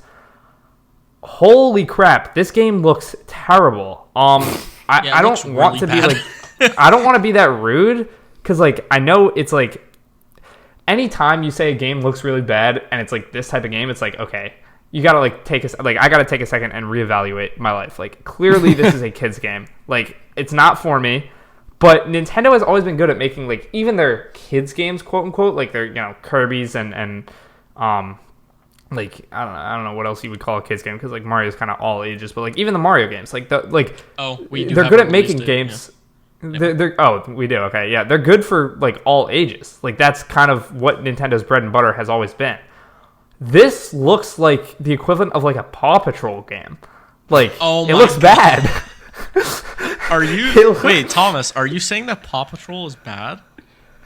Well, I don't know. It's no Super Mario Odyssey 2. I'll leave it at that. But we'll jump in. We'll explain that another time, I'm sure. Yeah. But Patreon episode. Yeah, maybe in a Patreon episode, which we don't have a Patreon, but maybe we'll do a YouTube members episode if that's even a thing we can set up. But yeah, I'm sorry. It just doesn't look that good. It just doesn't look that good. Like, not trying to say it's like it's not for me. Yeah. But like it feels almost disrespectful to be making the first Princess Peach game since the DS, since like 06, 07, I think, and it's the most kids focused game I think Nintendo seemingly has ever made. I think the reason we haven't seen much of this game is because there's just not that much to show, and it's like it seems like almost a mini game collection where each one of these like there's a baking mini game where Peach transforms into Cooking Peach, and there's a different mini game where she transforms into Ninja Peach and Detective Peach and all that. But like gameplay wise, there seems to be nothing here. There seems to be no cohesive idea, no it's just like all over the place. It really is. It just seems like it's. I feel like this is gonna be the type of game where it's like 10 or 12 like half-baked like tech demos stapled together with Princess Peach branding, and they just kind of market it to young girls as like a and I guess young boys too. Not to say that boys can't enjoy a Princess Peach game, but like the vibe I get is like it's just it's like almost a little disrespect. Like I'm surprised Nintendo did this. Like it seems, in my opinion, a little disrespectful, but maybe that's just me. I don't know. Like also, how are there frame drops? How is this? I'm sorry. How is this? We're hoping it's just the trailer. Okay, but like when visually it looks good, but true. But when we think about, hopefully it's just the trailer. This reminds me of the Scarlet and Violet cope all over again, to where just because the Pokemon are laggy in the trailer, it's a beta build. It won't actually play like that, right? And it did. So yeah. Anyway, I don't know. I'm curious on your guys' thoughts on this. Like, I was probably not picking up this game regardless, but like, I could, like, if it was a platformer like Super Princess Peach or something, like I would cop, but like, it doesn't seem to even be like a game. I have no clue what this game is. I'm gonna keep it a stack. What genre would you call this game? Barbie that's what I'm saying. Inspired? Is that a genre? That's what I'm saying. It feels like it's a licensed tie-in, like the type of licensed tie-in game you'd get on like the Wii or Wii U for something like Yeah. like Barbie, or I'm not even joking, Paw Patrol. Like it seems like that like it seems like a licensed game that has no inherent like idea or theme or like gameplay style, and they're just gonna throw a bunch of like, it seems like baby's first everything, which if Nintendo wants to make a literal baby game, fine, but that doesn't like doing it as the first Peach game in over a decade is a little weird, because like, come on, it's a little disrespectful. But like B, it's just like Nintendo has like, they make games for young kids. They've done this before, but they've never made one that's like only enjoyable by young kids. And from the looks of it, to me, this looks like the only people who would enjoy this are people who are like the weird, not weird, but like the people on Twitter who are like so ridiculously into like Princess Peach that like it's like it becomes like part of their personality, or like people who are like young kids. Like I don't really see anyone else enjoying this game. But I don't know. It's probably not going to be a pickup for me. Like, Definitely I just not. like, I like mini game collections. WarioWare's fun. Like if you switched Peach and Wario in those games, I would still not play this game if it was Wario or it was Yoshi or if it was Paw Patrol. Like I don't. Yeah. I don't understand what this game is, and maybe that's just poor marketing on their part, and this game's a masterpiece. But yeah, it has nothing to do with it being Peach. Like I want to make that very clear. There have been like I loved Peach in the Mario movie. I apparently some people didn't like her in the Mario movie. Like Peach has never had any personality ever. If you're saying otherwise, you're like fronting and like doing Nintendo's work for them. Like Peach has not had any she in any game beyond she was like, one of the standouts a from the couple Mario of movie. lines. Yeah, Mac, exactly. Mac, if you actually remember, you and I did a Mario movie episode while you were on vacation, and then Thomas just I forget why he could make it, but anyway. And I literally said like Peach carried the movie, which was like a lot of people like kind of hated on that. Like that TikTok got like 10K views, and people were like, "What is bro talking about?" So yeah, I mean, I didn't realize she was that controversial. I think it was just because I said she carried. How could Princess Peach care? But yeah. There's like weird people. Weird people didn't like. There were people who were like trying to make it. I'm gonna use this word very lightly. It's in their terms, like trying to make it political, quote unquote, saying like the Mario movie. I'm dead ass. People were like, why is Princess Peach all like bossy and like taking action now? It's like, bro, shut up. Actually shut up. Like that's why I wanted this game to not be like a little kid game, because like it would have been cool to see Peach actually doing stuff, and like she is doing stuff, but it doesn't look like you'll be able to. I would be enjoy. so down for like a 3D Mario game that like Peach was like the main character. Like that'd be sick.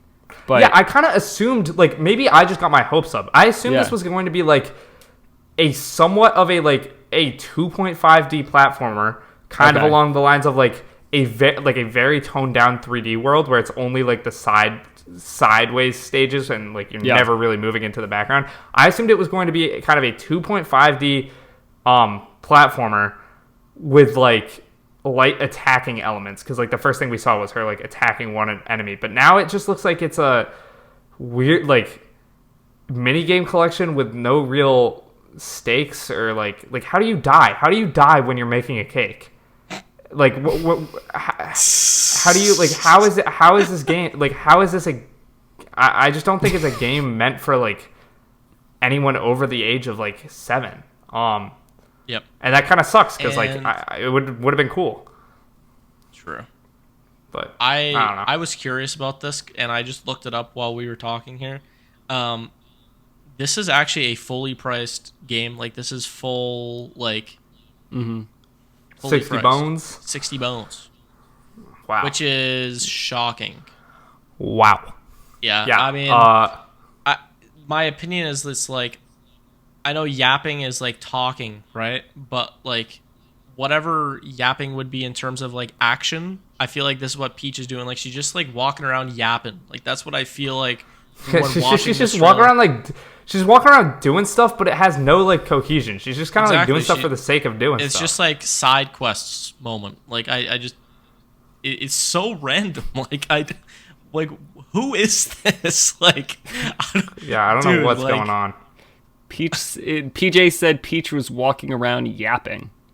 Yeah, that's how I feel, dude. Like I don't even know. It's like, what am I looking at, man? Like, yeah, I don't know. It just doesn't look like. Again, it seems like such a weird like thing to harp on. No, I'm serious. Like it seems like a weird thing to be like. This Peach game isn't like. Why is this Princess Peach game not good? But like, Nintendo has like again, we haven't played the game, but like Nintendo has like a standard of quality, and like I feel like Nintendo. Okay, here's my analogy. Pixar makes great movies for kids, but like your parents take their kids to go see Pixar movies, and like the thing that made Pixar popular was like the parents would also enjoy the movie. So like they'd rather take them to see that than like I don't know, like an Illumination movie, unfortunately, or like something like that. Like this seems like a game that's only for. This seems like a like Coco Melon more than like Toy Story. Like both of them could entertain kids really well, but like Toy Story, you can find value in that for adults, even if it's not your thing. Like this was, I don't think a Princess Peach game was ever going to be mine. Yeah, exactly. This feels like a game you'd get off the App Store, and it's $60. What's the Apple subscription service? Is it Apple Arcade? Apple Arcade. Yeah, they should just put this game on there. That's what they should do. Apple, get on the phone, man. Just do it. The iPad kids will love it. But yeah, I don't know, man. I don't know. It's a weird look. It's a game of all time. I must say it's a game of all time. I really hope that it comes out and we look back on this and seem like absolute idiots. Yeah. But that would be nice. Yeah. It like marketing. Either they've done the worst marketing job I think I've ever seen for a Nintendo product, or this is like just genuinely not a fun game that like anyone can enjoy. I don't know. Weird situation. Yeah, I don't know. That's kind of all I have to say on that. I just want to like talk about that because I haven't felt that way about a pre-release Nintendo game in a while. Like, we don't really hate on Nintendo. Like, I can't remember the last time I was actively hating on a Nintendo game before it came out, but I'm actively hating on Princess Peach Showtime. Yeah. I just brought up the Direct trailer, and it's like, we still didn't know what was going on. Like, this wasn't like the little teaser. This was like the actual trailer. Mm-hmm. Yeah. And like, what? Like, I'm still confused, and it's been out for months. I don't know, man. I don't know. Yeah. Like, I don't know. There's parts of this that like seem cool. Like, I like the idea of her like it's all a stage play. Like, that's pretty cute. Like, now she's becoming Sword Fighter Peach, and she can like break down this obstacle. So like maybe you have to switch different costumes, which leads to a light puzzling element. Like there's combat, you can do like backflips and stuff. You can stab things as you're walking forward. Like parts of this seem like it could work, but then everything else we've seen since is just different transformations. Basically, like I just don't think they're gonna be able to lean too hard into any one thing because they're doing like a bunch of different transformations that seem like small versions of a game, if that makes sense. Yeah. Yeah. But I have no clue. Yeah, I think we'll this see. game is gonna be. Hopefully, I'm wrong. I think this game is gonna be forgotten very quickly as well. If we're back to the Switch 2 conversation, this is like. Again, if we're right about the release window and it does come out this year, this is a game released at the end of the Switch's life cycle. It was mostly filled like the end of the life cycle. Again, we're assuming it was mostly filled with remakes or ports. 3 more years, 10 years of the Switch. No, boo. Stop. And then Don't say that. And then this is like one of the last like original games, and it's like, oh, that was awkward. So yeah, weird scenario. Yeah, I know that like traditionally the end of like console life cycles, they don't like go out with a bang because obviously they're trying to do like what's next. But this is yikes for sure. Yeah. My opinion is yikes, and that's about it. Yeah. I'm not sure there's much more to talk about with Princess Peach Showtime. No, I don't think there will be anything afterwards. I think if I see Ninja Peach one more time, I might start crying. So, do we want to talk about Palworld? I think we talk. Let's talk about Palworld. Let's do it. This game's so hype. So is it? I mean, I don't know jack about this game. Me neither. I haven't watched anyone play it. I've seen screenshots and trailers. That's it. all I want to say is I've seen a lot of Pokemon fans upset at this game for stealing models, apparently stealing designs, stealing gameplay elements, whatever.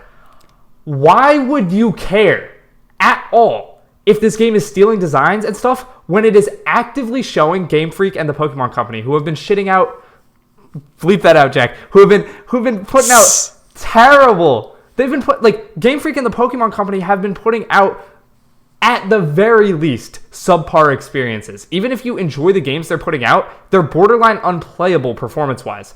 They're also not innovating, much. We have open world Pokemon.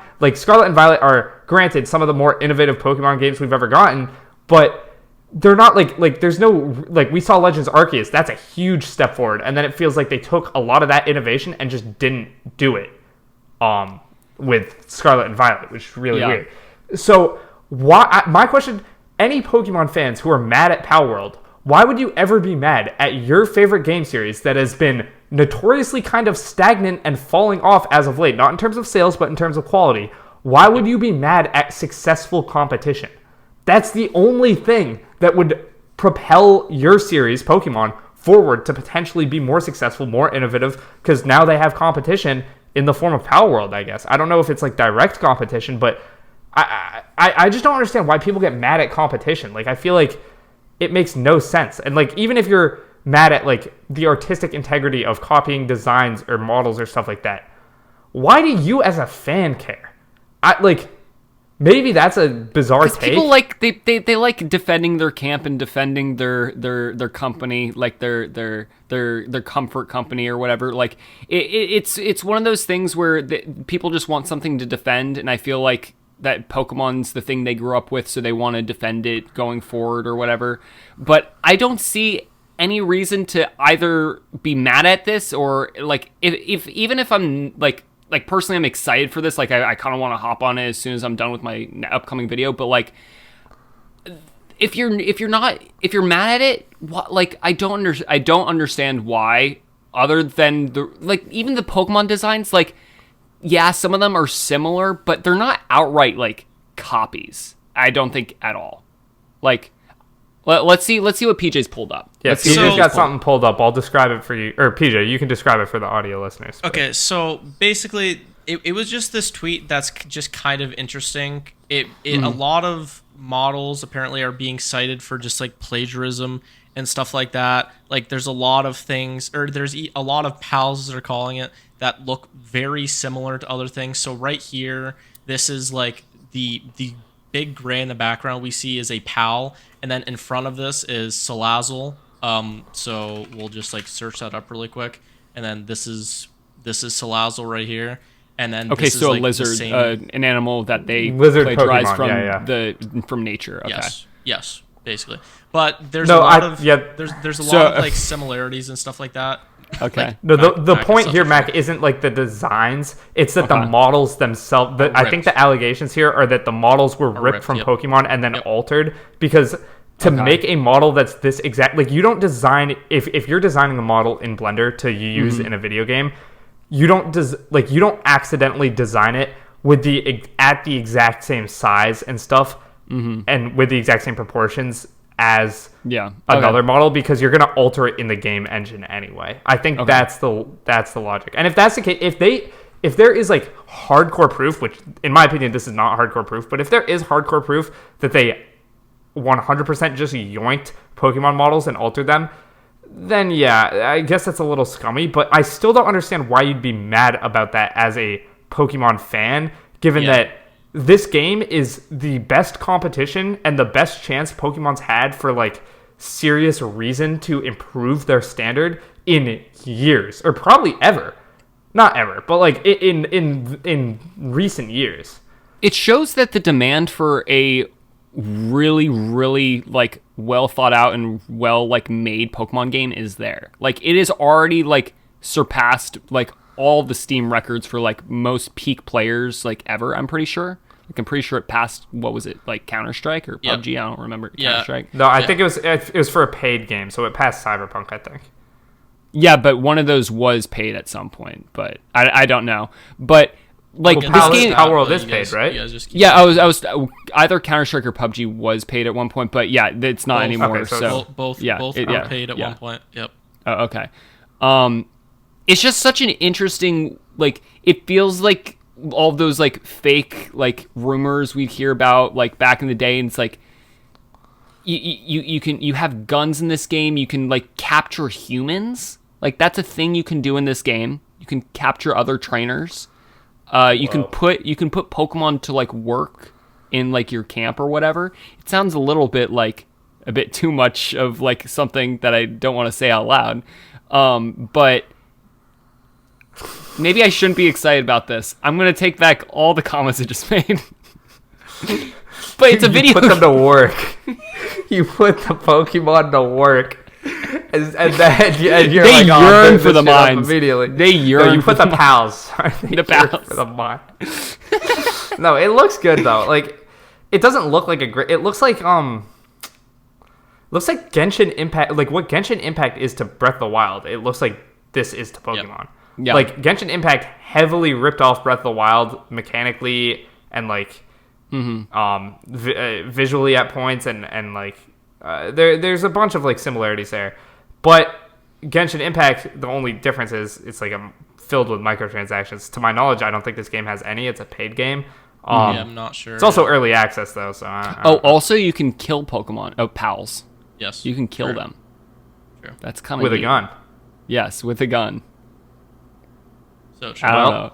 Whoa, Breath of the Wild alert! They just started gliding off everywhere. Yeah. That's Bowser. That's a Bowser. Have you Pokemon, guys or seen pal. the Palworld mod that makes everything into Pokemon? I was and- about to bring that up. So Nintendo actually just took that down. This is what I was Really? going to bring up. So in terms of the plagiarism thing, Wait, could you find like a clip of that? sure. One sec. If you go to My Nintendo News, they'll probably have Yeah. an article that has a screenshot. Yeah. That's interesting though. I wonder why they took it down. But that just kind of, here we go. That just kind of tells me that if there was some sort of serious, if there was some sort of serious like plagiarism proof that Nintendo kind of was like getting at here, about like the models, that probably would have been taken down as well. I don't know. Yeah, how that really works, but- that does make sense though. Like this is clearly they're aware of this game because they sent a takedown for a mod for the game. So if But they they're not had mad legal at the grounds game to stand itself, which is Yeah. interesting. or at least not that we know of yet. I mean, Yeah. it could be like still in the works, but I doubt. Yeah. I doubt they're gonna try and take it down. Like it seems like. Yeah, I don't think so. I mean, Yeah. it's interesting. I don't think I'm gonna get it just because I don't have the time, but it's really interesting. It hopefully could maybe put like Game Freak, Nintendo, Pokemon Company kind of like on their toes a little bit. And Yeah, like it lights a hopefully- fire under them. Yeah. Exactly, because the main issue is because the games are selling so well. I mean, we've talked about the Switch effect so many times of what it does to games that come out on the Switch, like these insane numbers, and the game quality just like is not improving. Like again, 2 steps forward, like 3 steps backward kind of thing with like each new Pokemon game that kind of comes out. It's really strange, but yeah, I mean, hopefully Palworld kind of like lights a fire under them a little bit. We'll see what happens with like the new Switch and if anything goes on with that, but yeah. It's really interesting. It kind of came out of nowhere too. I wasn't even aware of this until it was like, oh, this is like breaking records on Steam. It came out 4 days ago. Yeah. And it's Wow. already, isn't that 6 like million its copies rise sold. has been, yeah, it's insane. I don't think I've seen a game come like out of nowhere like this ever. Like as quick of a time in 4 days. That's really impressive. Yeah. Okay. True. Sure. Like, Yeah, that's fair. Yeah. yeah, I mean, I'm sure there are people who like were following this game with like trailers and stuff, but it is a cool look. I mean, I just think it's like, even if it does, like, I probably shouldn't say that because it's not good. Plagiarism is not good regardless if they're just yoinking models and stuff. But this game is now like Pokemon's arguably biggest competitor. That is nothing but a good thing for Pokemon and Pokemon fans. It'll suck for Game Freak because they'll have to actually make their games run at a decent rate. But yeah, their biggest I don't issue think this is a bad thing. time. I feel like their biggest issue is just time constraints. Whatever's going on, I just feel like it's just all time related. I don't think it's quality. Like, I just feel like you need to take more time, and then the perception of your games would be a lot better. Like, I know people who bought Scarlet Violet and just, like, didn't play through the whole thing, 'cause it's like, this is just, like, not fun. Like, this is just laggy, and this is, like, a mess, and this is buggy, and I don't want to play this. And, like, they fixed some issues, obviously, like, some. The game still plays very relatively similar to as it was dropped. But, some people do think that, and it's like, oh, this game actually runs smoother, and this is, actually modern-looking graphics that don't have me clipping through the ground. So, Yeah. Man, And you it's a can mess. put pals to work, so it's got everything. Oh, brother. Oh. Yeah, Palworld. Let us know your guys' thoughts, though. This is like an interesting topic. Maybe I'm completely in the minority here. I just don't understand how this could be controversial at all to Pokemon fans. I can At all. understand Like, it. it's- I can understand it. Big fans and like people who have been following the series since its like beginning, I can understand. But I feel like we are aware of what's kind of going on. But competition is a good thing. Like, even in the sense of like, you don't want like if I'm a massive Mario fan, I don't like Sonic. Like, sure, because they're rivals or were rivals, quote unquote. But like, if Microsoft if Microsoft or Sony just suddenly started making like Antonio. the best, say Super Mario Wonder didn't exist, and Microsoft or Sony just start making the best Mario like 2D platformer of all time, I feel like that does nothing but signal to Nintendo like, hey, we gotta wake up, we gotta start cooking. And then they cook, and then they make something like Wonder. Like, I feel like this either lights a fire under the Pokemon Company, or we just don't get anything new at all, and nothing changes, and there's a new cool game for people to enjoy. Yeah. I don't know. Hard to agree. It is weird, but anyway, let us know down in the comments below. And with that, we'll probably end off this episode of Nintendo Tonight. A first long episode one, back. but yeah. Yeah, it was a long I think one. longest. Have we ever done a? Yeah, actually, it might be the Definitely longest. So yeah. longest episode ever. Don't expect this every time, but do expect weekly episodes coming from us, Thomas, Mac, and PJ. Let us know down in the comments below what you guys want to hear in the next episodes, because we got a lot of ideas, but can't hurt to have more. So let us know, and make sure again to follow us on TikTok, Instagram at Nintendo Tonight. If you're an audio listener, subscribe to us on the YouTube. If not, if you're on the YouTube, then I don't know, like the video, comment. I don't know. You guys know what to do. The support is really appreciated, though, so it does mean a lot. But yeah, Mac, you end this one off. I'll put you on the spot. He hates it. No. He always hates it. Oh no! He I always just hates never it. know what to He say. I just flounders. never know what to. He flounders. Damn. You don't got it like me. You don't got it like me or PJ. No. Okay, I will actually bring up something that happened while you were in the bathroom. This would be like a brother. quick. So you know how you were seeing like the kissing emojis or whatever come up on screen? Yeah. Do you have soundboards muted? Yeah. Yeah. Do you have sound? Okay. Ah. Because we were about to pull the greatest prank of all time. I very quickly downloaded a knocking sound effect. Can you turn on your soundboard, please?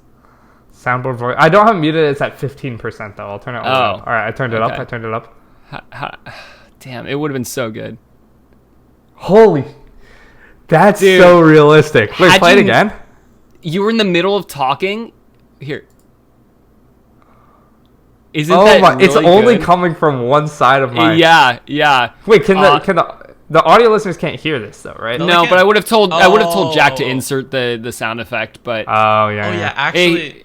Okay, so that part's actually cut out. So podcast, actual just listeners, viewers, whatever. We cut out before we transitioned to the Peach segment, and Mac and I were just talking, and we showed our editor Jack some Thomas lore, and we were talking about the prank we were gonna do. So and it was foiled. Damn, that would have been an all-timer. Shame. Because I think you would have Now been I gotta scared. remute soundboard. I would have. That sounds Yeah. really realistic. yeah, Yeah. you'd be Really, like- really you'd be realistic. Like, boys, be right back. I think somebody's at my door. Well, that doesn't work because if I visual, you can see this. I can see. Not only can I see my door, but I can see through my door. So I can see Damn. I can see that no one's there. I would have been like, is someone at my walls? I love the decor of the play button on the couch. Right? Yeah, I don't have anywhere to put it. So it's That was just a kinda on the must-have to couch. bring down to Miami. Of course. Yeah, it was, but there's nowhere good for me to put it. So Yeah. I don't know. I'll find it somewhere. I've only been down here for a little bit, but Yeah. yeah, dope. Okay, cool. Thank you, guys. Good episode. We'll see you guys next Good time. episode. Yeah, Adios. later. Bye. Good stuff.